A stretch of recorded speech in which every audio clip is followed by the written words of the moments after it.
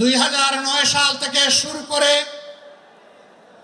2024 সালের 5ই আগস্ট পর্যন্ত বাংলাদেশ আওয়ামী ফ্যাসিবাদের কবলে ছিল। ফ্যাসিবাদ প্রতিপক্ষ সংগঠন হিসাবে তার প্রথম হিংস্র থাবাটি বিস্তার করেছিল বাংলাদেশ জামাতে ইসলামের উপর।